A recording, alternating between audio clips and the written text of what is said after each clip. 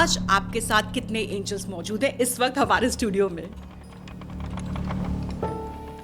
इसको अपने एंजल्स और डिवाइन के साथ जोड़ रखा है, इसलिए मैं 100% एग्जैक्ट और राइट प्रिडिक्शन करता हूँ। गौरव तिवारी को लेकर आपने अपना भी एक कंक्लूजन ड्रॉ किया है।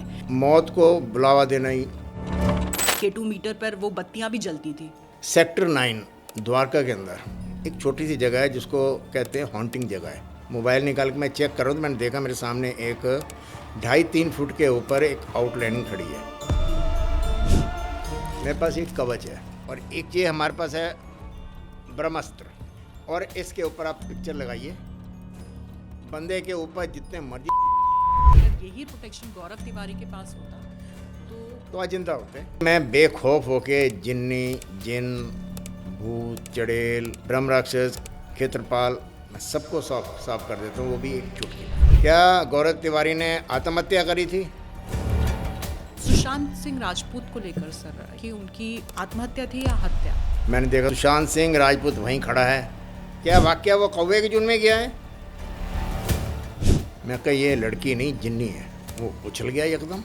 यानी वो मर चुकी थी, अब जिन्नी है उसके शरीर में। ये हमारे तांत्रिक लोग हैं ना, अकेला कोई चला जाए उसकी पूंछ आ जाती है, उसको बकरा, कुत्ता, बिल्ली कुछ भी बना सकते हैं। ऐसा काला जादू चलता है वहाँ? सिर पे जो 2 बार 3 बार हाथ फेरा तो मुझे कहा ये क्या है इसके अंदर। कागज वाला मैंने उसे हल्का दड़ा तो चमका तो मैं खींच दिया। जब मैंने आंखें खोल के देखता हूँ मैं एक लड़की। क्या बात कर रहे हैं आप? जी कबूतर से लड़की बन गई? हाँ जी। जब भी इसकी शादी करेंगे तो कन्यादान आप करेंगे। सीधा ही बोला अब तेरी मौत निश्चित है। भाई गॉड, मैंने जिंदगी में पहली बार देखा उस लड़की का चेहरा यहाँ तक फटा हुआ है, खून निकल रहा है, आंखें इतनी लाल लाल। देख के कोई इन दो ही लड़की का जिन निकाला था वो उसके साथ रात को कि दिल्ली एनसीआर में भूकंप आएगा। 15 तारीख के बाद जुलाई में आप कह रहे हैं दिल्ली एनसीआर में जबरदस्त भूकंप आएगा, फाइनेंशियल इश्यूज भी आने वाले हैं, बैंकिंग में क्या होगा? क्या हमारे इस देश में या दुनिया में इंटरनेट बंद होने की संभावना है? निपा वायरस ये कहा जा रहा है कि कोविड जैसे एक बार फिर से लॉकडाउन लगे। अगले साल देखेंगे तो आपकी जो तिजोरी में पैसे हैं दरिद्र योग को भी काट देता है। जी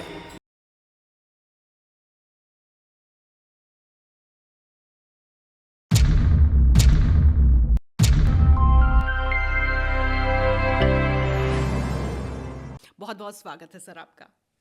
सर ये मैं देख रही हूँ कि आप तो पूरी तैयारी के साथ आज स्टूडियो में आए हैं, अस्त्र शस्त्र के साथ आए हैं। शायद मेरे सवाल कम पड़ जाएंगे, लेकिन आपके पास जो दिव्य शक्तियां हैं, जो हमेशा आप कहते हैं कि मेरे साथ चलती है, एंजल्स आप उनको कहते हैं, सबसे पहले तो ये बताइए शक्तियां कहाँ से आई? थोड़ी सी गॉड गिफ्टेड जी। और बाकी कुछ अपनी भक्ति। कहते हैं ना भक्ति में शक्ति होती है। अगर सही टेक्निक से आप भक्ति करेंगे तो आप हर चीज़ हासिल कर सकते हैं।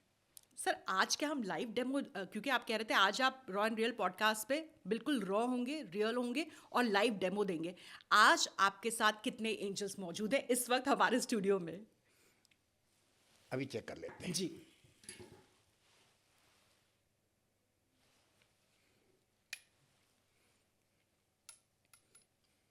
राधे, इस वक्त मेरे पास मेरे साथ कितने एंजल्स हैं? एक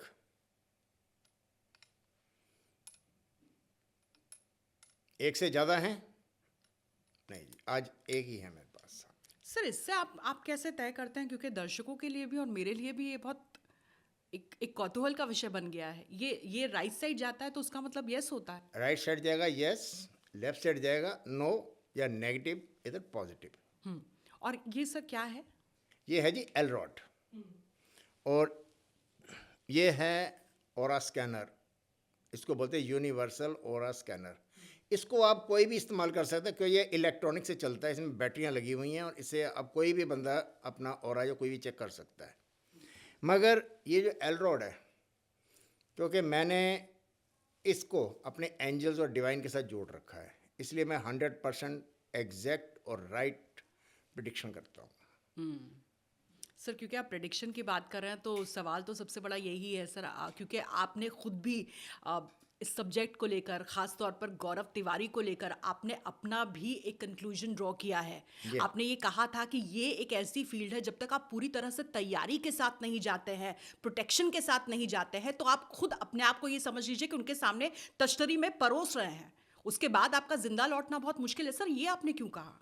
वो ऐसे कि अगर आप पाकिस्तान बॉर्डर पे चले जाते हैं बिना राइफल बिना मोटार के और गालियां देने लगे तो वो क्या करेंगे? ठीक को बस।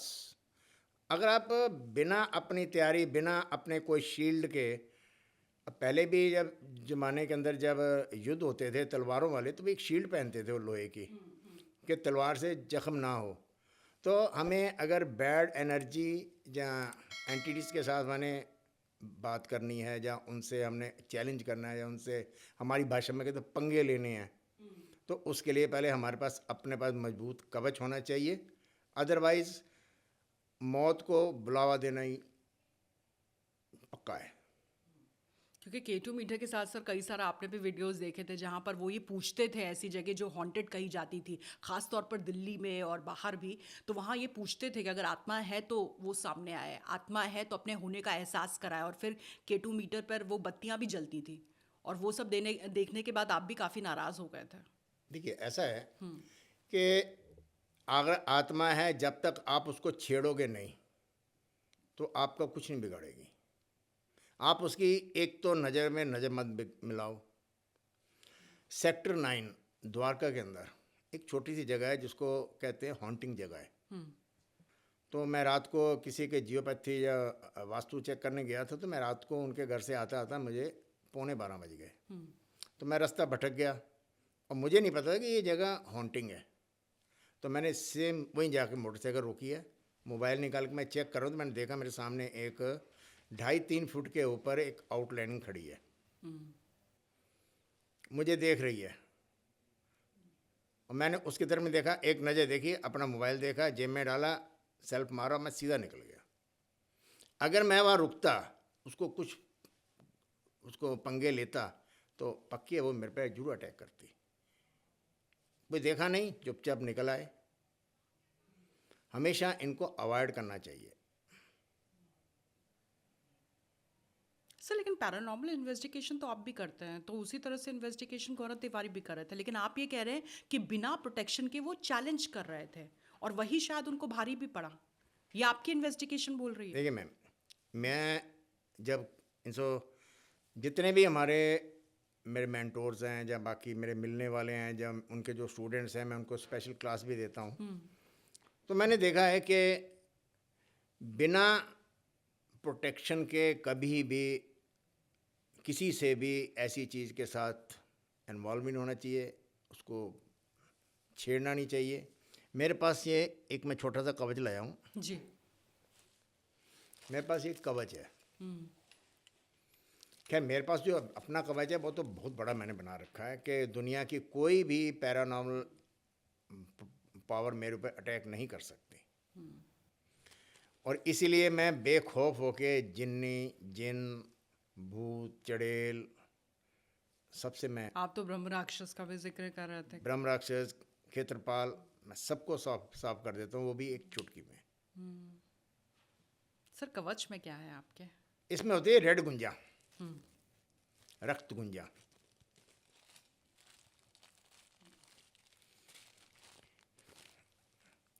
इसके ऊपर कम से कम 47-48 दिन मंत्र उच्चारण करके इसको तैयार की जाती है। इस कवच को अपने पास रखने की कोई ज़रूरत नहीं, इसमें अपने एक फ़ोटो डालिए और अपने अलमारी में रख दीजिए। आप दुनिया में कहीं चले जाइए, अराउंड द वर्ल्ड, आपके ऊपर कोई भी बैड एनर्जी इफेक्ट नहीं कर सकती। और ये इसकी पूरी गारंटी है, पूरे ज़िंदगी की गारंटी है। आपने इसको संभाल के रखिए, पूरी ज़िंदगी आपके ऊपर कोई भी ब्लैक मैजिक, कोई भूत प्रेत, पिशाच, जिन, जिन्नी और ब्रह्म राक्षस, क्षेत्रपाल, इस टाइप की कोई भी बैड एनर्जी आपके ऊपर इफेक्ट नहीं। सब ब्लैक मैजिक भी नहीं हो सकता फिर? वो तो बहुत बिल्कुल छोटी बात हो गई। नहीं हो सकता। सर, इसे दोबारा चार्ज करने की जरूरत होती कोई है या कोई लाइफ टाइम जरूरत में नहीं, एक बार? बस क्योंकि इसके अंदर एक स्पेशल पावर होती है। एक तो जितने भी ये गुंजा होती हैं, सबका वेट इक्वल होता है। एक ऊपर वाले ने एक गिफ्ट दिया इंसान को, पहले इसी से सोना तोला जाता था। तो इसमें एक है कि ये अपने अंदर कोई भी चीज़ स्टोर कर लेती है, जो हम बोलते हैं, हमारी वाइब्रेशन निकलती है, वो इसको ये स्टोर करती है। पर उसके जो उसके स्टोरिंग पावर है ना, वो बड़ी स्लो है। इसलिए हमें ज़्यादा इसमें मंत्र पढ़ने पड़ते हैं, कई तरह के मंत्र हैं, उसके बाद ये फिर तैयार होती है। और ये अपने पास रखिए 1100 वाला, आपको देखते ऐसे भागेंगे जैसे गधे के सिर से सींग। आपके रास्ते में जहाँ आपके ऊपर किसी भी टाइप की बैड एनर्जी बिल्कुल नहीं आएगी। क्या बात है। और ये मैं उसकी गारंटी देता हूँ। और एक ये हमारे पास है ब्रह्मास्त्र, ये ऑयल्स हैं, ये भी साइंस द्वारा निर्मित हैं। इसके अंदर रुद्राक्ष, क्रिस्टल्स, नग और कई तरह के ऑयल मिक्स करके ये तैयार किया जाता है। और इसके ऊपर आप पिक्चर लगाइए, बंदे के ऊपर जितने मर्जी जिन्नात हों, सिर्फ ब्रह्म राक्षस और क्षेत्रपाल को छोड़ के, जो हमारे हिंदू पद्धति के अंदर आते हैं ना, देवता या राक्षस, उनको छोड़ के बाकी दुनिया की कोई भी बैड एनर्जी इसके सामने नहीं टिकती। और इसकी मैं 5 साल की गारंटी मैं देता हूँ, और चलता सारी ज़िंदगी है। शायद पूरे वर्ल्ड के अंदर इस काम के अंदर सिर्फ मैं ही हूँ जो 5 साल की गारंटी देता हूँ। बस सर इसके ऊपर अपनी फोटो चिपकानी है हाँ, जिसके इस ऊपर पे भी है। 2 या 3 फोटो लगानी है। हर तरह की बैड एंटिटी खत्म। सर यानी कि आप ये कह रहे हैं कि जिस तरह का प्रोटेक्शन आप लेके चलते हैं और दूसरों को भी देते हैं, अगर यही प्रोटेक्शन गौरव तिवारी के पास होता तो आज जिंदा होते हैं। तो वो जिंदा होता है। सर आपका इन्वेस्टिगेशन क्या कहता है कि क्या कोई आत्मा थी, स्पिरिट थी जो उनके पीछे पड़ी हुई थी, अभी देख लेते हैं। या फिर उनका डिसीजन था? हाँ सर बिल्कुल। एंजल हमारे साथ है, तो पूछ लेते हैं अभी।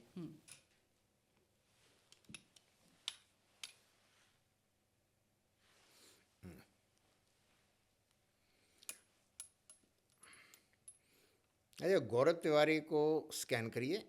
आपने कल फोटो देखी थी ना, गौरव तिवारी की जो मौत हुई थी, उसके पीछे कोई भूत प्रेत पैरानॉर्मल एक्टिविटी का कोई हाथ है? नहीं। क्या गौरव तिवारी ने आत्महत्या करी थी? जी। उसकी मौत के साथ किसी पैरानॉर्मल के कोई हाथ नहीं है। क्या डर था उनको? क्या गौरव तिवारी इन बैड एंटिटी से डरते थे? उनको डर था? जी, उनको डर था। गौरव तिवारी की, बोलिए। हाँ, गौरव तिवारी की मौत के कितने दिन बाद उसको जन्म हो गया? 1 हफ्ता? नहीं। 2 हफ्ते? 3 हफ्ते? 3 हफ्ते में बाद उसका जन्म हो गया था। सर यानी कि इस वक्त गौरव तिवारी की कई कई जगह हम देख रहे हैं कि वो स्पिरिट्स बुला रहे हैं, तो क्या वो आ सकती है? राधी चीज़ बताइए एंजल, कि गौरव तिवारी की अगर कोई आत्मा बुलाता है तो क्या वो आ सकती है? मैडम, नहीं आ सकती। हर इंसान को या जानवर को या किसी में भी जब आत्मा बॉडी में चले जाती है, पैदा हो जाता है, तो वो लॉक हो जाती है। खासकर जानवरों में। इंसान तो अपनी भक्ति के साथ आत्मा को बाहर भी निकाल सकता है। तो सर आप जानवर की तरफ इशारा कर रहे हैं क्या? तो जानवर जितने भी होते हैं ना हमारे, चाहे पक्षी हैं या कोई भी है, उनकी जो आत्मा बॉडी में गई, पैदा हुए, तो वो लॉक हो जाती है, वो बाहर नहीं निकल सकती। अब किसको बुलाते हैं, कहाँ बुलाते हैं, मुझे नहीं पता। पर सर पैरानॉर्मल इन्वेस्टिगेशन के लिए तो आप सख्त मना करते हैं ना, बिना किसी सिक्योरिटी के नहीं करना चाहिए। सबसे पहले तो अपनी सिक्योरिटी पहले है, दूसरे की बाद में। क्योंकि ये बहुत बड़ी बात हो गई, क्योंकि भाई सीरीज भी उन्हीं पर आधारित है और आप कह रहे हैं कि वो डर के साए में जी रहे थे, हो सकता है उस डर जी की हाँ। वजह से उन्होंने ये एक्सट्रीम स्टेप भी लिया हो, जी क्योंकि वो डर रहे थे, वो ये कह रहे थे कि नहीं अब मुझे लग रहा है कि मेरे साथ कोई है, तो वो डर ही काफ़ी था उन्हें ख़त्म करने के लिए। बिल्कुल और जी। वो आप कह रहे हैं सर, अब वहाँ से उठकर हम बॉलीवुड में आ जाते हैं, क्योंकि सुशांत सिंह राजपूत, क्योंकि आज आप कह रहे हैं कि जितनी भी मिस्ट्रीज़ हैं उनसे पर्दाफाश कर देंगे आप, कम से कम वो राज बिल्कुल। फाश हो जाएगा। सुशांत सिंह राजपूत को लेकर सर इसके लिए भी ये मिस्ट्री बनी हुई है कि उनकी मौत थी या फिर आत्महत्या थी या हत्या। अच्छा, चला दे। ये सुशांत सिंह राजपूत की मौत आत्महत्या थी जी। क्या उस पे कोई ब्लैक मैजिक वगैरह किया गया था? क्या उसको कोई जहर वगैरह खिलाया गया था? बिल्कुल नहीं। सुशांत सिंह राजपूत की मौत के कितने दिन बाद उसको अगला जन्म मिला है? एक एक हफ्ता, 2 हफ्ते, 3 हफ्ते, 4 हफ्ते? जी हाँ, 4 हफ्ते के बाद उसको दूसरा जन्म मिल गया। मैं उनकी आज जो लोग हमेशा दिखाते हैं जी, लोग बताते हैं कि मैं मर गया था तो मुझे यमराज के पास लेके गए, मुझे गलती से ले गए थे, मैंने देखा सुशांत सिंह राजपूत वहीं खड़ा है। कितना नहीं बोला, आप देख सकते हैं, पर बिल्कुल झूठ कह रहे हैं। अभी पता लगते हैं उसकी किस योनि में गया है वो, अभी पता लगाते हैं। चलिए, जी क्योंकि कई लोग कह रहे थे कि रीबर्थ भी हुआ है, पता नहीं किसी गांव में हुआ है देश के। अब कहने को हम कुछ भी कह सकते हैं। सुशांत सिंह राजपूत का जन्म हो चुका है,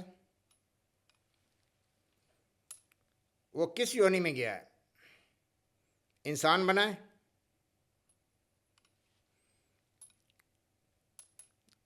किसी औरत के योनि में गया है, पानी में गया है जैसे मछली वगैरह, तो राइट साइड जाइए। अगर सुशांत सिंह राजपूत धरती पे है किसी जानवर के रूप में, तो लेफ्ट जाइए।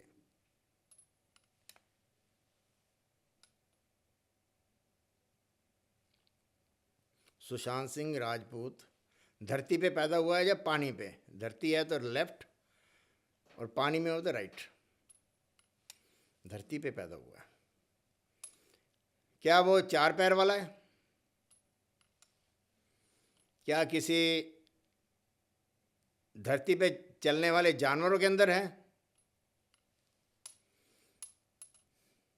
क्या वो पक्षियों के अंदर गया है? पक्षियों के अंदर कहीं उसकी आत्मा ने जन्म लिया है। पक्षी छोटा है तो राइट जाइए, बड़ा है तो लेफ्ट जाइए। छोटा है। क्या वो चिड़िया के रूप में आए पैदा हुआ है? तोता, मैना, कबूतर, कोयल, कौवा? जी, कौवे की जून में गया है। क्या वाक्य वो कौवे की जून में गया है? यस। एंजल, क्या ये 100% प्रिडिक्शन है? बिल्कुल 100% है। ये हो सकता है कि उसने आखिरी टाइम पे कोई कौवा देख लिया हो, उसका दिमाग कौवे के अंदर चला गया हो, तो वो कौवे की जून में आ गया। आपको एक चीज़ मैं बता रहा हूँ, ये पैरानॉर्मल में एक बहुत ही सही और सटीक जानकारी दे रहा हूँ आपको। इंसान आखिरी टाइम पे जिसको याद करता है उसको अगला जन्म वही मिलता है। ये भगवत गीता भी बता रहे हैं और गुरु ग्रंथ साहब बता रहे हैं। यानी आखिरी वक्त आप ये बोल रहे हैं कि एक कनेक्शन बैठ गया था सुशांत सिंह राजपूत का कौवे से। कुछ देख लिया होगा जब उसके दिमाग में होगा लास्ट टाइम पे, तो उसी जगह उसने उस योनि के अंदर जन्म लिया। सर अब आप अपने अपनी इस तरह के जो एक्सपीरियंसेस हैं उनके बारे में सर बताइए, क्योंकि बड़े इंटरेस्टिंग आपके भी एक्सपीरियंसेस रहे हैं पैरानॉर्मल के साथ जब आपका सीधा सामना हुआ है। मुझे ये दिसंबर के अंदर 2025 को एक फ़ोन आया राजस्थान और हरियाणा बॉर्डर से। वो कहते हैं जो आपने एक उपाय बताया है कि बुरी शक्तियों के घर से भगाने के लिए, तो वो मैं जलाता हूँ, जिसके अंदर हरमल, गूगल, पीली सरसों, लौंग, जायफल, ये वाला। तो कहते हैं मेरी बीवी बीमार पड़ जाती है, मैं उसको हॉस्पिटल लेके गया हूँ, तो डॉक्टर कहते हैं इसमें कोई प्रॉब्लम नहीं है, सारे रिपोर्ट्स ओके आई हैं, तो आप ज़रा चेक करके बताएंगे। मैं कही फ़ोटो भेजो। उसने फ़ोटो भेजी, क्योंकि मैं फ़ोटो से एनालिसिस करता हूँ। तब फ़ोटो आई, मैंने चेक किया तो मैं शॉक हो गया। मैं को ये क्या चक्कर है इसका। तो उसका फ़ोन आया फिर शाम को, तो कहता है जी आपने क्या चेक किया। मैं क्या मुझे मिलने आ सकते हो। कहता हम कल आ जाएंगे। मैं ठीक है, आ जाओ। अगले दिन आ गए वो दोनों, मियाँ बीवी आए, दोनों साहब में मेरे सोफे बैठ गए, मैं इधर अपनी चेयर पे था। तो मैंने उनसे पूछा कि भाई साहब थोड़ा नीचे जाएंगे। कह रहा अच्छा। वो नीचे, मैं कहा पार्किंग जा चेक कर लो हमारी, मैं इनसे बात करने जा रहा। मैंने उससे पूछा, मैं क्या आप जिन्नी हो। कह रही नहीं, किसने कह दिया। मैं कहा मेरी आंखों से आप बच नहीं सकती, आप जिन्नी हो। कहती हाँ मैं जिन्नी हूँ। 2.5 साल हो गए हमारी शादी को, कभी झगड़ा नहीं हुआ, कुछ नहीं हुआ। तो मैं उनका, मैं साहब जी ऊपर आ जाओ जरा। आ गया, बैठ गया सामने। तो मैंने उससे बोला कि पानी की बोतल है, उठा लो, पानी पी लो।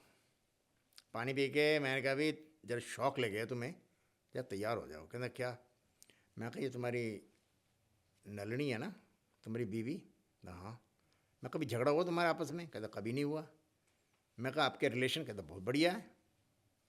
मैं एक बात कह रहा हूँ, ये हम तीनों में बात रहेगी, चौथे के बाद नहीं जानी चाहिए। मैं कहा ये लड़की नहीं जिन्नी है। वो उछल गया एकदम, हाथ हाथ पैर उसके फूलने लग गए। मैं कहा देख, आज तक तुझे परेशान किया इसने कभी।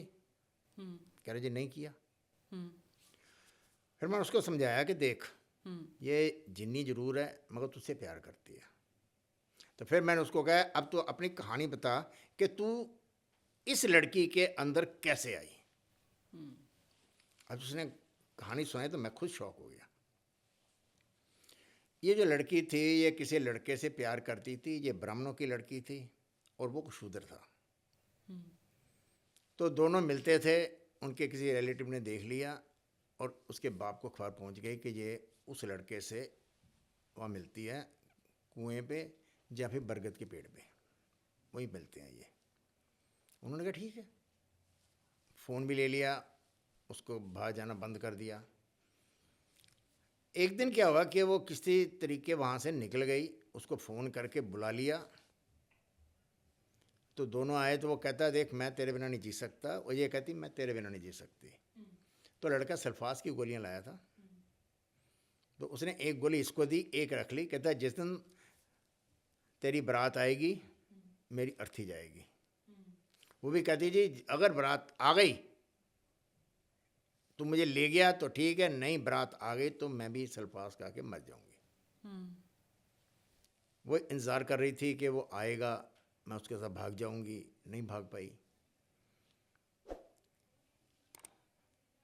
अब क्या हुआ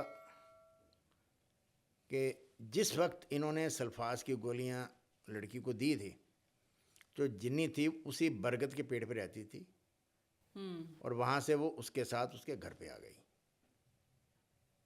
और जिस टाइम बारात आई है, टॉयलेट में गई है, वो वॉश बेसिन से पानी लेके सल्फास खा ली। यानी वो मर चुकी थी, अब जिन्नी हाँ है उसके शरीर में। जी, वो मर गई।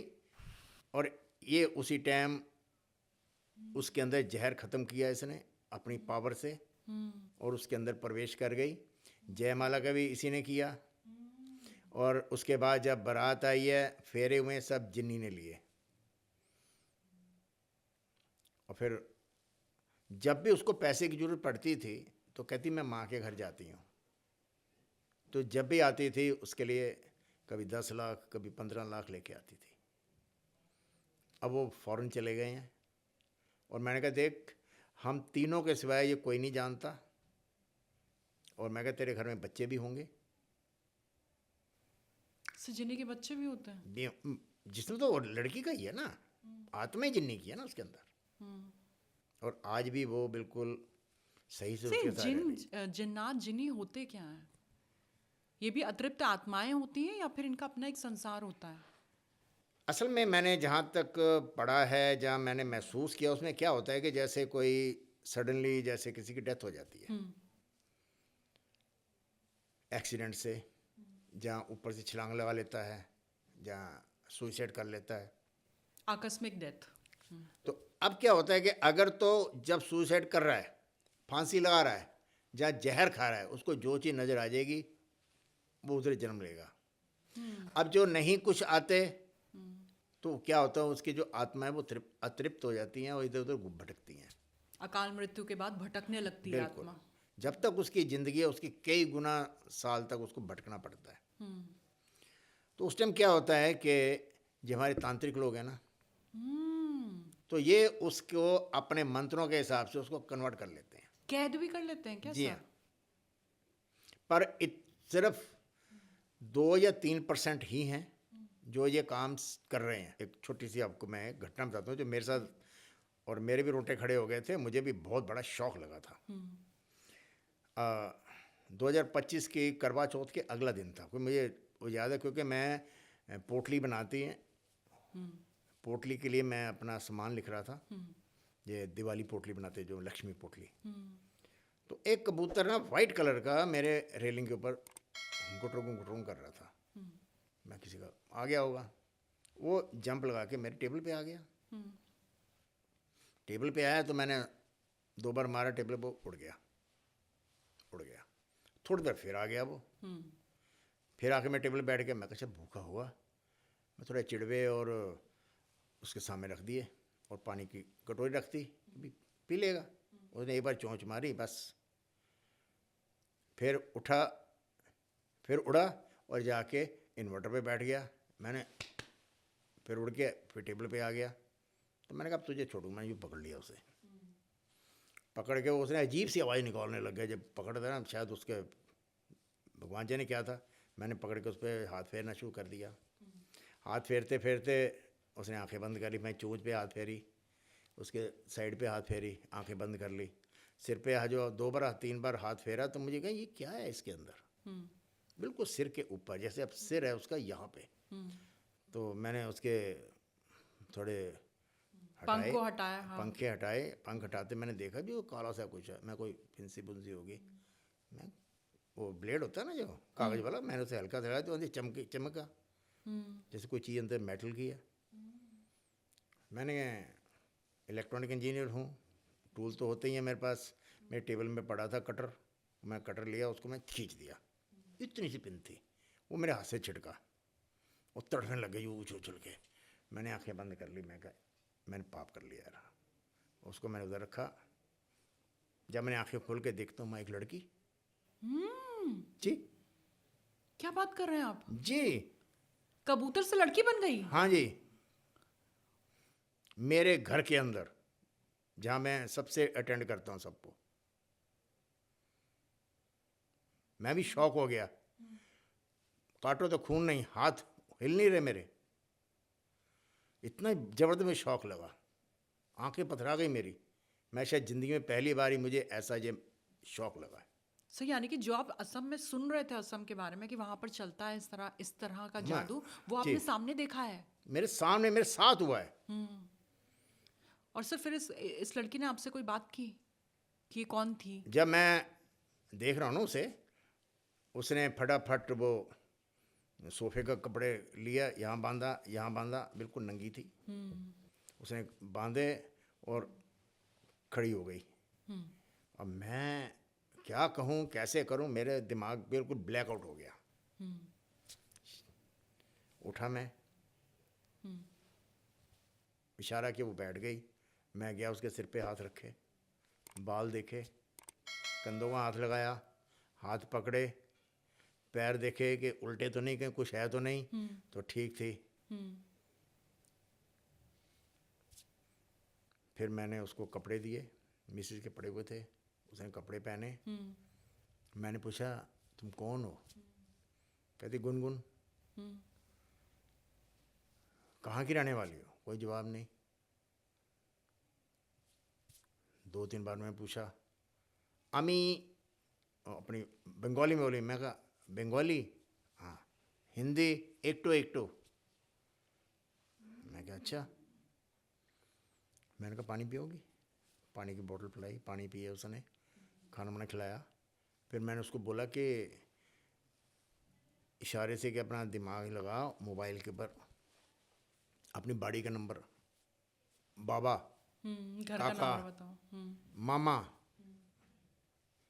उसने फिर वो काफ़ी देर सोचने के बाद कुछ नंबर लिखे, एक नंबर मिल गया। मैंने फ़ोन किया तो बंदे ने उठा लिया। तो मैं कहा मैं दिल्ली से बोल रहा हूँ, तो मुझे गुनगुन के बाद बात करना है। उसने फ़ोन काट दिया।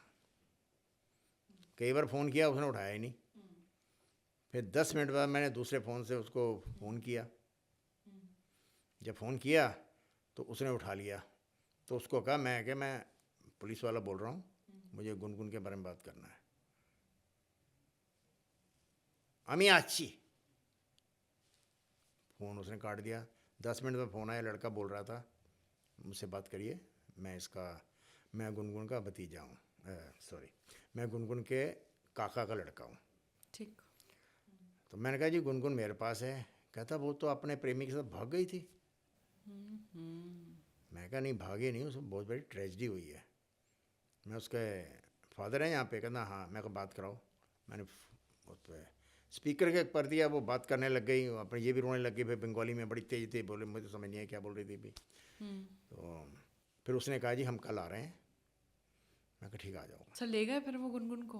हाँ, और पता क्या चला सर गुनगुन से जब वही आपने बता रहा हूँ ना आगे। पूछा ना कि ये अगले कबूतर से ही दिन बन गई, क्या प्रेमी ने बनाया सर?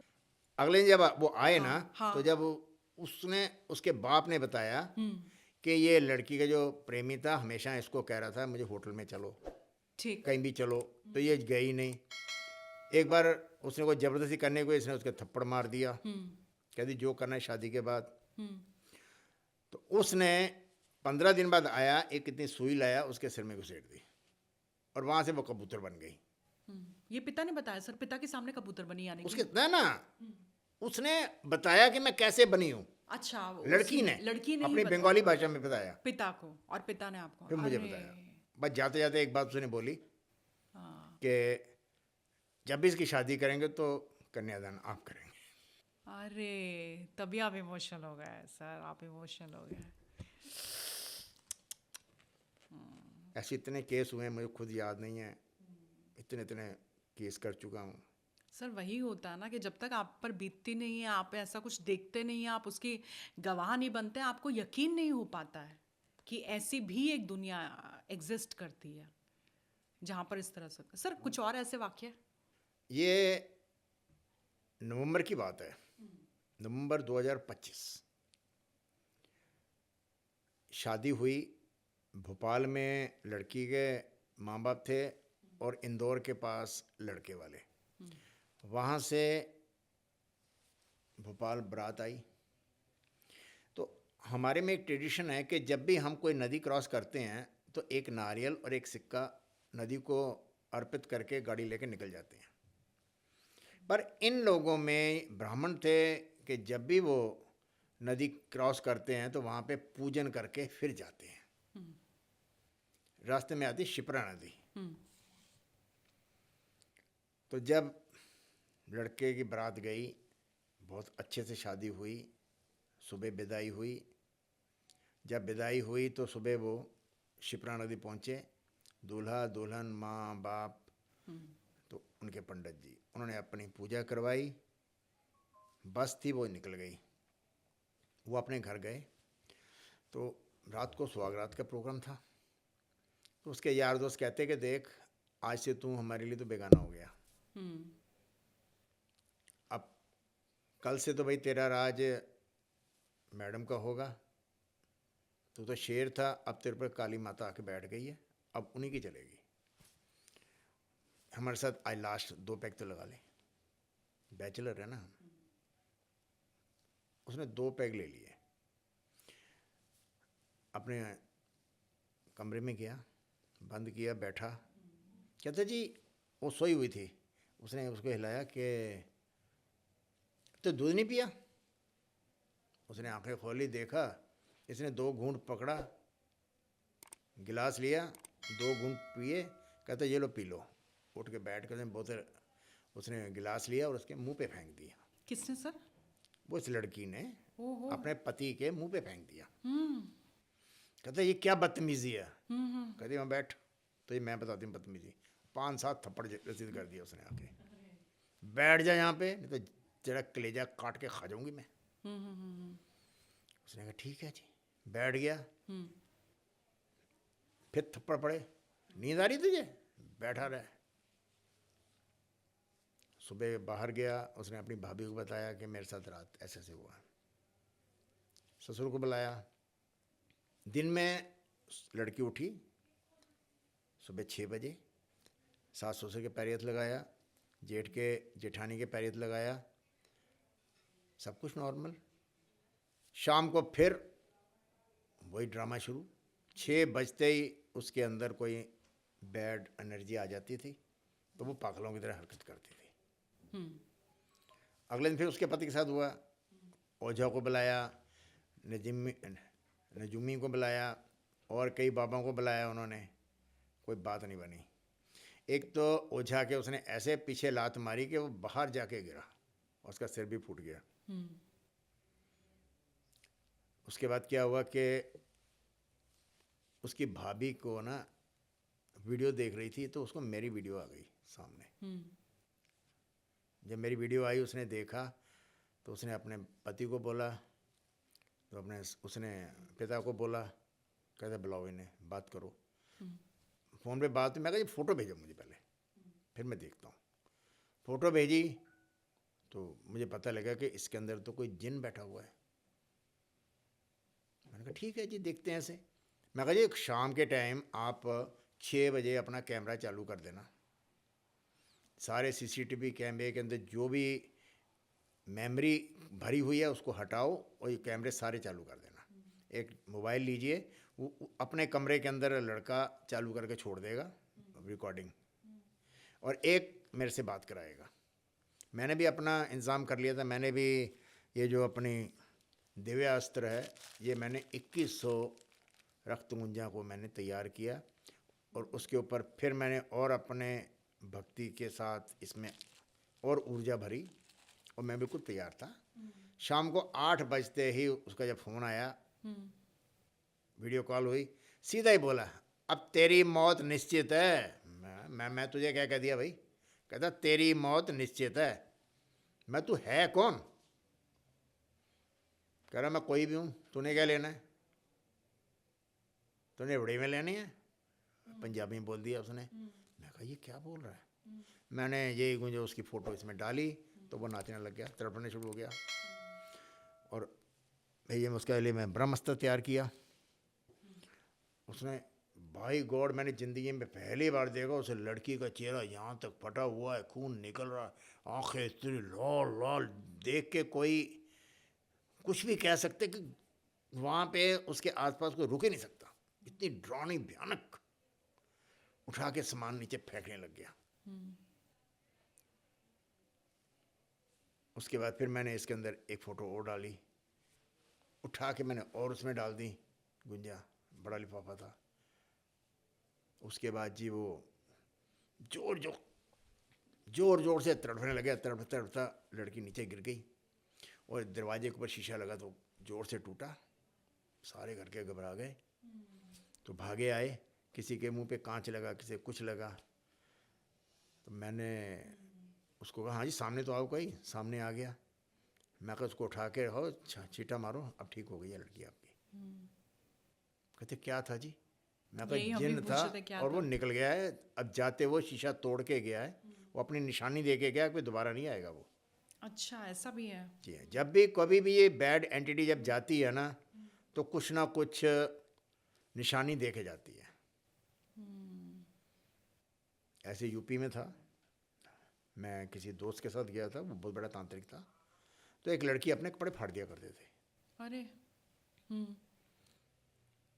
तो वहाँ पे जब उसको निकाला, तो पेड़ का एक बहुत बड़ा टहना वो तोड़ के फिर गया था।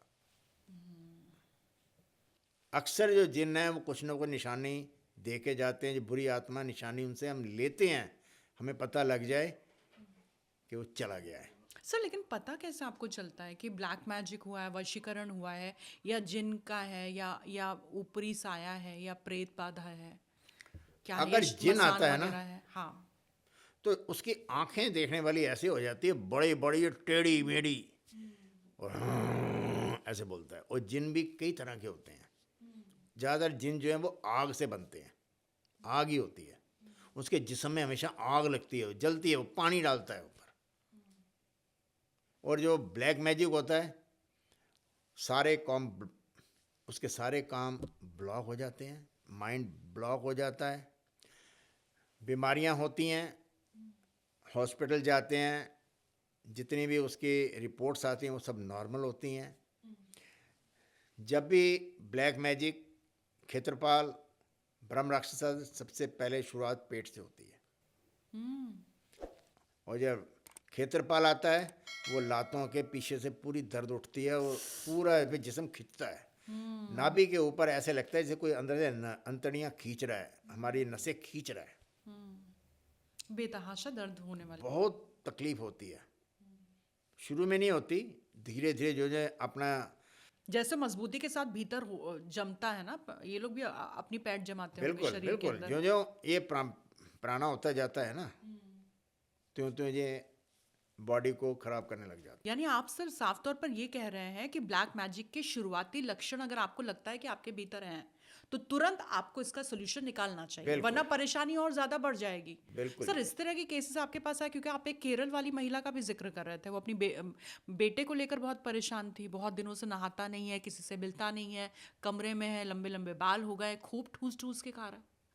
और इतना मोटा हो गया है कि नॉर्मली ये समझ लो कि उसको चलने फिरने भी ऐसे चलता है जैसे कि हाथी झूम रहा है। उसको काटा, जो भी था उसके ऊपर थे जिन्नात थे और आत्माएं थी। क्योंकि जितने भी हमारे ब्रह्म राक्षस, क्षेत्रपाल, इस टाइप की जो भी एंटिटीज होती है ना, ये भेजते हैं अघोरी भाई, ये वही करते हैं। और जिन्नात का जो काम होता है वो मुस्लिम भाई करते हैं। और भूतों के ऊपर तो जिन अलग होते हैं कि जिन्नात होते हैं, वो बहुत तादाद में होते हैं, 2000, 5000, 10,000। वो बंदे की वो हालत कर देते हैं कि उसका जीना हराम हो जाता है, रात को नींद नहीं आती, लेटता है तो उसको सपने आते हैं। अभी एक केस चल रहा है, मैंने उनके साथ ट्रीट कर रहा हूँ, क्योंकि वो पैसे वाले नहीं हैं। अभी पैसे हो तो उस टाइम काट देते हैं। मैं कहा चलो, अब उनको ऐसे सपने आते हैं कि मिलिट्री के फायरिंग हो रही है, कोई बुरी शक्तियों को मार रहे हैं। उनको रात को ये सपने आ रहे हैं अब कि कोई एक चीज़ दूसरे को मार रही है। मैं कहा ये जो आपके साथ है ना बुरी शक्तियाँ, तो जो हमने तैयार करके उसको कवच दिया है ना, तो ये उसको मार रही है। सर ये जिन्नात अपने आप शरीर में आ जाते हैं, किसी ने, जैसे आप कह रहे थे कई दफ़ा तो जो रिश्तेदार हैं वही इस तरह का काम देखिए, जिन्नात जो आते हैं ये दो तरह से आते हैं। हमारे जितने चौराहे हैं ना, ये एक्टिवेट है। क्या बात कर रहे हैं? जी हाँ, इसको राहु भी बोला जाता है हमारी एस्ट्रोलॉजी के अंदर। परफ्यूम लगा के चले गए हैं, खासकर कस्तूरी का, गुलाब का, लवेंडर, तो उससे क्या होता है कि ये अट्रैक्ट हो जाते हैं और उसके साथ ही आ जाते हैं। हमारी बहनें बाल खोल के शादी में जाएंगी, परफ्यूम लगाएंगी, तो बाल खोल खोल के चलती हैं। खासकर शाम के टाइम जब सूरज डूब जाता है ना, तो इनकी दुनिया शुरू हो जाती है, तो वो फिर कोई ना कोई एंटिटी इनके साथ ही आ जाती है। और सर जो लड़के होते हैं वो भी परफ्यूम की वजह से, और आप कहे तो पेशाब भी कर लेते हैं ऐसे पब्लिक जगह पे, तो वहाँ पर पीपल के पेड़ के नीचे, तो वहाँ पर भी यही हो जाती है परेशानी। जी, इस टाइम तो मेरे हिसाब से ये है कि जितने इंसान हैं ना, इससे कई गुना ज़्यादा हमारे ये शैतान, आत्माएं, भूत, प्रेत, पिशाच, ब्रह्म राक्षस, क्षेत्रपाल, इस तरह की बहुत है इस टाइम। और सर क्या ये इंतजार में बैठे हुए हैं सर कि ऐसा कोई इंसान मिल जाए जिसके अंदर फिर ये प्रवेश कर जाए और उसके बाद इनकी जो अपनी अतृप्त वासनाएं हैं, इच्छाएं हैं, उसे पूरी करें? बिल्कुल। इंदौरी लड़की का जिन निकाला था, वो उसके साथ रात को सेक्स करता था और पति बैठ के देखा करता था, रोया करता था।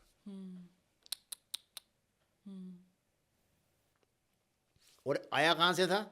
जब वो शिप्रा नदी गए हैं ना, तो वहां से उनके साथ आया वो। अच्छा, नदी से आया है वो? जी हाँ, नदी के पास कोई पेड़ है, वो वहीं पे था। नई मेरी दुल्हन देखी, उसके साथ चला आया।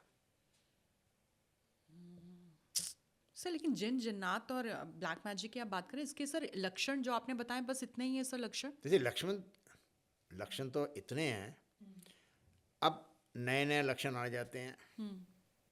बंदे का दिमाग बिल्कुल ही आउट हो जाता है, शराब पीने लगता है, ड्रग लेने लगता है, और सबसे बड़ा लक्षण तो ये है कि नहाता नहीं है। यहाँ तक कि मैंने ऐसे केसेस आए जिसके जिस्म पे जुएं पड़ गई थी, और कहीं बैठ के एक ही जगह टिक टिक लगा के देखते रहेंगे। सर जिंदा लाश बन जाता है इंसान। खाना खा रहे हैं, पहले 2 रोटी खाते हैं, अगर तीसरी रोटी खाई तो पेट में गैस बन जाती है। यहाँ पे वो 10-10 रोटी खा जाते तो कुछ नहीं होता। पानी पीने लगते हैं तो नहीं पीना, सर पानी किसी से से मिलते दूर नहीं? होते आप हैं। कह रहे थे अपने आप को कमरे में कैद कर लेते हैं, कहीं निकलना नहीं, किसी से मिलना नहीं। मिलना नहीं, बिल्कुल नहीं।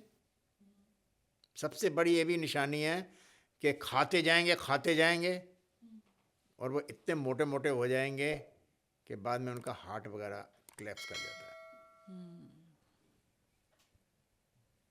सर वो ग्वालियर वाली कौन सी कहानी थी जो आपके साथ हुई थी, चौराहे वाली?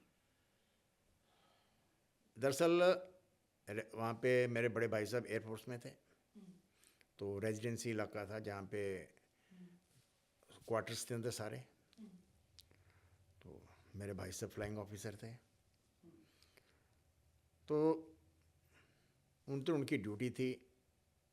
तो चिट्ठी जो मैंने डाली थी, उस टाइम टेलीफोन तो थे नहीं, मैं उस टाइम कॉलेज में था। तो क्या हुआ कि गाड़ी लेट हो गई, तो 10:30 बज गए ट्रेन पहुँचते पहुँचते। बाहर आया हूँ तो कोई रिक्शा नहीं, कुछ नहीं। तो एक रिक्शे वाला आया, मैंने हाथ दिया, मैं कहा रेजिडेंसी चल रहे हो? कहता चलो बाबूजी। मैं कितने पैसे? 20 रुपये। मैं कहा रात का टाइम में 20 ले लेगा। चल भाई, चल पड़ा। बाबूजी कहाँ से आए हो? मैं कहा मैं दिल्ली से आया हूँ। क्या काम करते हो? मैं जी पढ़ता हूँ।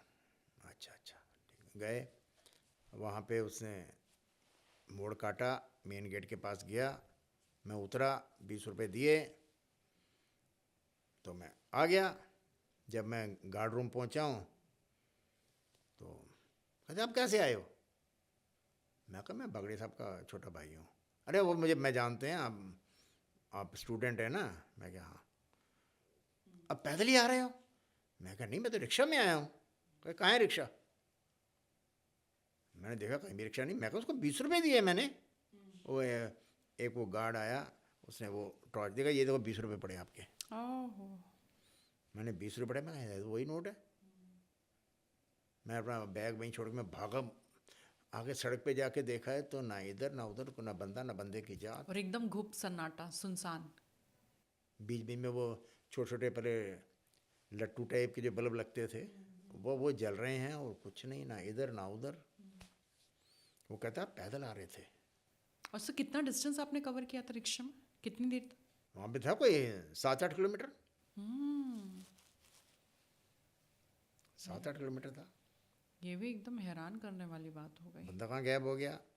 फिर जब मैं इस लाइन में आया हूँ, ऑकल्ट की लाइन में, तब मुझे महसूस ये हुआ कि शायद वो कोई पिछले जन्म का कर्म पूरा करने के चक्कर में वो मुझे वहाँ पे छोड़ के चला गया। पर साइकिल रिक्शा तो लोहे का था ना, वो कैसे गायब हो गया, वो आज तक मुझे समझ नहीं आई। यानी कुछ सवाल ऐसे होते हैं सर जो ताउम्र सवाल ही बने रहते हैं। सर यहाँ से एक सवाल मेरे मन में भी आ रहा है कि ये जो इक्विपमेंट ऑरा स्कैनर की आप बात करें सर, ये कैसे काम करता है? और ये आपके लिए कितना इम्पोर्टेंट है पैरानॉर्मल एक्टिविटीज में? ये सारे टूल इम्पोर्टेंट्स हैं, और भी बहुत सारे टूल होते हैं, फिर मैं आपके लिए यही 2-3 लाया हूँ। ये होता है एक तो हैवी, और इसके अंदर ये बटन लगाइए, लाइट जलेगी। ये अब इसका सर्किट, इलेक्ट्रॉनिक सर्किट काम कर रहा है, ये बैटरी लगी है ऊपर। तो ये मेरे डिवाइन के साथ और मेरे हार्ट एंजल्स चक्रा के के साथ, साथ अच्छा। काम करता है, और एंजल्स मेरा साथ देते हैं, और ये अपने आप ही स्कैन करेगा, क्योंकि तो ये भारी होता।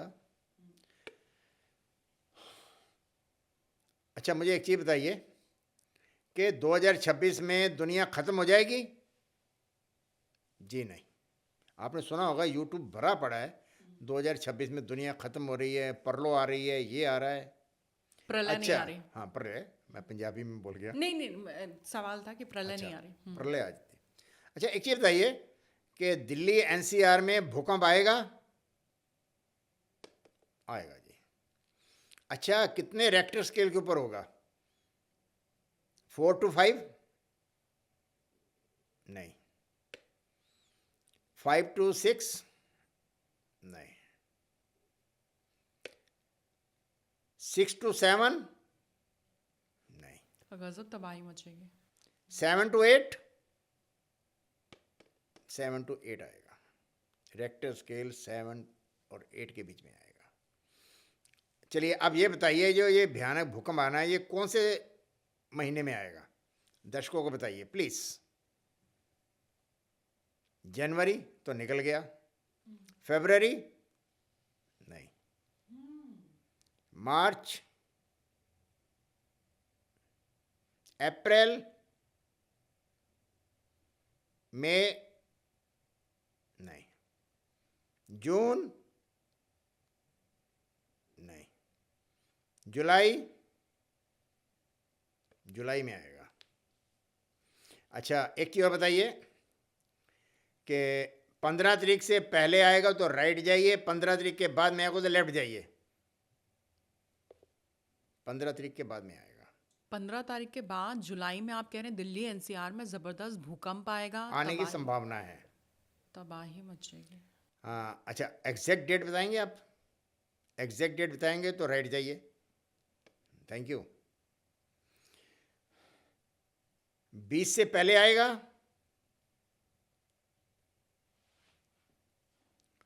25 से पहले आएगा? 30 से पहले आएगा? 30 से पहले आएगा। 30 और 25 के बीच में। 26 तारीख को आएगा? जी हाँ, 26 जुलाई। सर लेकिन हम सब के लिए सर ये साल कैसा रहेगा? क्योंकि ये कहा जा रहा है कि स्टॉक एक्सचेंज, ये कह रहे हैं शेयर मार्केट पूरी तरीके से धड़ाम से गिर जाएगा, तो क्या फाइनेंशियल इश्यूज भी आने वाले हैं? बैंकिंग में क्या होगा? क्या 2026 के अंदर बैंक बंद होंगे? क्या 2026 में बैंकों के जो कार्य पे इफेक्ट आएगा? क्या हमारे इस देश में, जहाँ दुनिया में, इंटरनेट बंद होने की संभावना है? जी हाँ। इंटरनेट बंद हो जाएगा? क्या इस 2026 में कोई प्रलय आने वाली है? सर देश के लिए भी सवाल पूछे जाए सर, स्टॉक मार्केट क्या क्रैश होगा? आने वाले टाइम में 2026 में स्टॉक मार्केट क्रैश होगा? संभावना है। सोने चांदी के दाम ये और जो गिर- सोना चांदी का रेट इस टाइम रॉकेट की स्पीड पे चल रहा है, ये नीचे आएगा? आएगा, बिल्कुल आएगा। और सर निपा वायरस, ये कहा जा रहा है कि कोविड जैसे एक बार फिर से लॉकडाउन लगेगा। अच्छा राधे, राधे एक चीज़ बताइए कि कोई 2026 में महामारी आएगी इस हमारे देश में? आने की संभावना है। लॉकडाउन लगेगा सर ये? अच्छा, ये लॉकडाउन लगेगा? नहीं, लॉकडाउन नहीं गनीमत है, गनीमत है। अच्छा, एक चीज़ बताइए मुझे, ये कौन से महीने में आने की संभावना है? हमारे जनवरी से मार्च, मार्च से जून, जून से अक्टूबर, फिर अक्टूबर से दिसंबर। हम चारों में से कब आने की संभावना है? मार्च से पहले, जून से पहले, अक्टूबर से पहले। अच्छा, कौन सा मंथ? जुलाई, अगस्त? अगस्त के महीने में कोई बीमारी आने की संभावना है। सर पहले भूकंप आएगा जुलाई में, अगस्त में बीमारी आएगी। ये जो भी साल आ तो रहा भारी है। सर ये क्या कुछ क्लेंजिंग हो रही है क्या रेसेस की? कि ये कहा जा रहा है कि एक तरह का जो धरती है वो रीसेट कर रही है, जिनके जी नहीं, वाइब्रेशंस हाई होंगे। असल में क्या है, जो हमारी धरती है ना, इसकी स्पीड स्लो हो गई है। आप गूगल पे चेक कर सकते हैं, और साइंटिस्ट भी यही बता रहे हैं कि इसकी जो स्पीड स्लो हो गई है। जो पहले डिज़ाइन की जाती है तो उसी हिसाब से ज्वालामुखी वगैरह ये सब सेट होते हैं, पहाड़ वगैरह सेट होते हैं।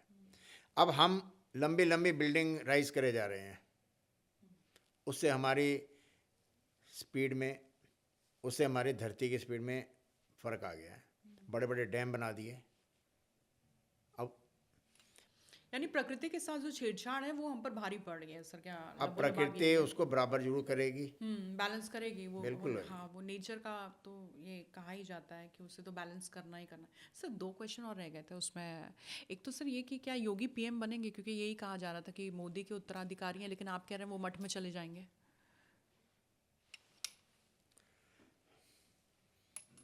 मोदी जी हमारे देश के, सॉरी, जोगी जी जो आज सीएम हैं यूपी के, क्या वो देश के प्रधानमंत्री बनने की उम्मीद है? जी नहीं। ये सबसे बड़ी बात आपने कह दिया। मुझे लगता है ये पूरे देश में वायरल हो जाएगी। यानी 2027 के बाद वो सक्रिय राजनीति से ही संन्यास ले लेंगे, अगर सीधा सवाल सर मैं जी। यही पूछूं तो? अरे योगी जी 2027 के बाद राजनीति से संन्यास ले लेंगे? जी, संभावना है। सर मोदी जी को लेकर भी ये कहा जा रहा है कि कार्यकाल पूरा नहीं करेंगे, तो सर ये सवाल भी हो जाए। अरे एक चीज़ बताइए, मोदी जी अपना कार्यकाल पूरा करेंगे या नहीं करेंगे? करेंगे तो राइट, नहीं करेंगे तो लेफ्ट। बिल्कुल करेंगे।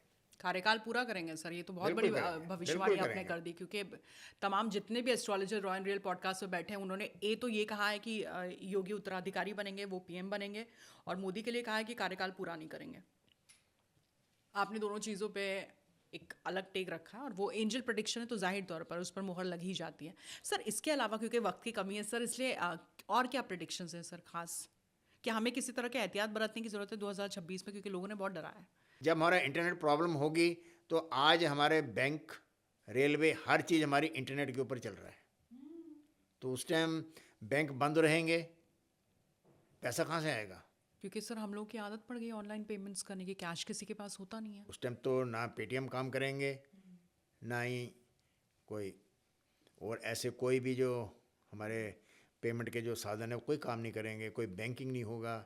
जब बैंक के आपका मेन सर्वर ही बंद होंगे, इंटरनेट नहीं है, कुछ तो वक्त क्या के लिए होगा? होगी, लेकिन कुछ टाइम के लिए ये होगा। चुनौती आएगी, ये जी आएगा। परेशानी आएगी, और उसके लिए मैं तैयार। अब सर आप इसके ये लिए कह रहे थे कि राशन भी इकट्ठा। अरे एक चीज़ बताइए, ये जो इंटरनेट की प्रॉब्लम आनी है कौन से महीनों में आ सकती है? फरवरी, मार्च, अप्रैल? अप्रैल के आसपास आनी चाहिए। अप्रैल तो बहुत दूर नहीं है, 2 महीने बाद है। मई नहीं, अप्रैल के, मार्च अप्रैल के बीच में कहीं ना कहीं ये प्रॉब्लम आ सकती है। यानी त्रासदियाँ भी आएंगी, चुनौतियाँ भी आएंगी, और प्राकृतिक आपदाएं भी आएंगी, और इन सब के बीच जो बच गया वही वही फिर कम से कम ये कह सकते हैं कि 2026 को पार कर गया। मैंने कहा था कि 23 नवंबर को बहुत तगड़ा भूकंप आएगा और उसका असर पूरी दुनिया पे पड़ेगा, और वो इथोपिया में 12,000 साल पुराना ज्वालामुखी तैयार हो गया, अपना उसने एक्टिव काम हो करना गया। शुरू कर दिया, और 190 मीटर तक उसके ऊपर तक उसका लावा निकला है, जब पहले धुआं वगैरह निकला है, और उसका ये धुआं अपने इंडिया में भी आया था। आपको पता है पिछले काफ़ी दिनों में प्लेन भी बंद कर दिए गए थे, क्योंकि इस धुएं के अंदर बारीक बारीक पार्टिकल्स होते हैं, वो इंजन में जाते तो इंजन ब्लास्ट कर देते हैं। अगर किसी गाड़ी के सामने से चले जाइए, किसी गाड़ी के धुआं आएगा, अब वाइपर चला दिए हैं तो वहाँ पे स्क्रैच पड़ जाएंगे, इसलिए ये जो धुआं है ना, ये बहुत ही खतरनाक है। और मैंने ये भी पूछा था, समुंदर के अंदर ज्वालामुखी बिल्कुल तैयार बैठे हैं, कभी भी ब्लास्ट कर सकते हैं। हमारी धरती के जो हीट है वो बढ़ती जा रही है, बिल्कुल। और जो हमारे जिसको बोलते हैं डूम फिशेस वो बाहर आ रही हैं, वो इसीलिए आ रही हैं कि नीचे गर्मी बहुत बढ़ गई है, वो इस टाइम समुद्र की सतह पे आ रही हैं। किसी ना किसी बुरे टाइम की ये इंडिकेशन ज़रूर है, मगर इतना भी नहीं है जो इस टाइम उछाला जा रहा है। गुरु साहब ने एक बात बोली है, बोता कहिए बोता होए। आप जितना ज़्यादा बोलेंगे ना, उतना हम लोग मैनिफेस्ट कर रहे हैं। खासकर ये जो ज्योतिषी लोग हैं, ये दुनिया ख़त्म हो जाएगी, ये हो जाएगा, वो हो जाएगा, ये हम मैनिफेस्ट कर रहे हैं। हम डिवाइन को बोल रहे हैं कि आइए हमें ख़त्म करो, आओ बैल मुझे मार। अब कौन इनको बुद्धि दे और कौन समझाए? यानी डरना नहीं, अपने आप को तैयार रखना है। देखिए, भूकंप के लिए तो मैं आपको बता दिया, एक पैकेट तैयार रखिए, बैग में डाल के रखिए। पैसे के कोई सर रेमेडी बता दीजिए। वैसे तो पैसे की श्योर शॉर्ट रेमेडी मैं बता रहा हूँ आपको। एक तो चंद्र और मंगल का मेल करना होता है, इसमें दूध डाल के डीप फ्रीजर में फ्रीज कर दीजिए। उसके लिए हमेशा एक चीज़ याद रखना और ध्यान में रहनी चाहिए कि जो ये कच्ची है ना, तो मिट्टी वो कच्ची नहीं हो, बिल्कुल रेड होनी चाहिए, नहीं तो उसके ऊपर लाल पेंट मार दीजिए, वो मंगल बन जाएगा। सेकंड, इससे थोड़ा सा बड़ा साइज लीजिए, उसमें अक्षत भरिए, साबुत चावल, और उसमें 13 सिक्के 5 रुपए के जो पीले हैं ना, वो डाल दीजिए और अपनी तिजोरी में रख दीजिए। अगले साल देखेंगे तो आपके जो तिजोरी में पैसे हैं वो आपको डबल से कहीं ज़्यादा मिलेंगे। आपको कवर किससे करना होगा? लाल कपड़े से, पीले कपड़े से, खुला ही रख दें? ऐसे खुला ही रख दीजिए। अच्छा, ठीक है। इसकी जगह आप कांच का बर्तन भी ले सकते हैं, कोई मेटल का नहीं लेना। एक रेमेडी और है, चांदी की कटोरी लीजिए, उसके अंदर अक्षत भरिए और उसमें एक दक्षिणावर्ती शंख हाँ, शंख होता है, राइट सर। और अपने मंदिर में रख दीजिए। रोज धूप दीप दबाइए, रोज धूप और दीप जलाइए, उसकी आरती करिए। मैंने महसूस किया है और कुछ मैंने रेमेडी करवाई है, तो जो दरिद्र भी है ना, दरिद्र योग को भी काट देता है जी सर वो। वाह सर, क्योंकि ये सवाल तो था भी नहीं सर, जिसका आपने जवाब दे दिया कि करोड़पति बनने का उपाय भी आपने जाते जाते दे दिया। देखिए, करोड़पति हाँ, बनना thank you अलग sir। चीज़ है, करोड़पति बनना अलग चीज़ है ना। तो कभी लक्ष्मी माता या कुबेर जी कोई बोरे भर के लाएंगे पैसे के, आप ले लीजिए। आप मेहनत करेंगे तभी कमाएंगे। हाँ, आपको 10 का काम करेंगे तो 20 जरूर मिल सकते हैं। थैंक यू सर, हमारे लिए वक्त निकालने के लिए सर बहुत बहुत शुक्रिया। Thank you.